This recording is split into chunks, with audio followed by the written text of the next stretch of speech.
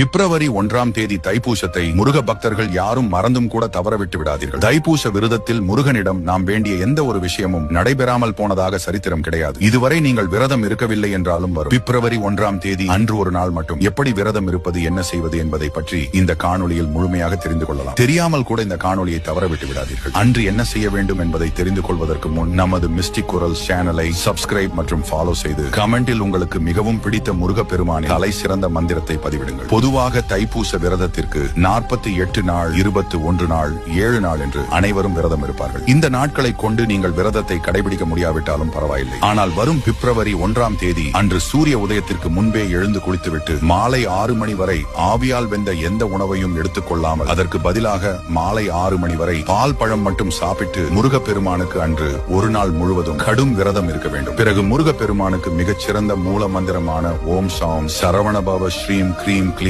க்ளௌம் சாம் நமஹ என்ற மந்திரத்தை உங்கள் ஆசைகளையும் கனவுகளையும் நினைத்துக் கொண்டு அது நிச்சயமாக நடக்கும் என்று நம்பிக்கையோடு இந்த மந்திரத்தை 108 முறை சொல்லி முருகப்பெருமானிடம் மனதார வேண்டிக் கொள்ளுங்கள். பிறகு அன்று மாலை முருகப்பெருமானுக்கு நெய் வைத்தியமாக வைத்த சர்க்கரை பொங்கல், வடை, பாயாசம் போன்றவற்றை உங்கள் வீட்டில் முருகன் வடிவில் குழந்தைகள் இருந்தால் அவர்களுக்கு ஊட்டிவிட்டு நீங்கள் அதை உட்கொண்டு விரதத்தை முடித்துக் கொள்ள வேண்டும். மிக நம்பிக்கையுடன் இந்த விரதத்தை தொடங்குங்கள். நிச்சயம் நீங்கள் நினைச்சது அனைத்தும் வெற்றியில் முடியும். உடனடியாக இந்த புனித தகவலை அனைவருக்கும் பகிருங்கள். ஒரு நல்ல விஷயத்தை அனைவரும் தெரிந்து கொள்ளட்டும்.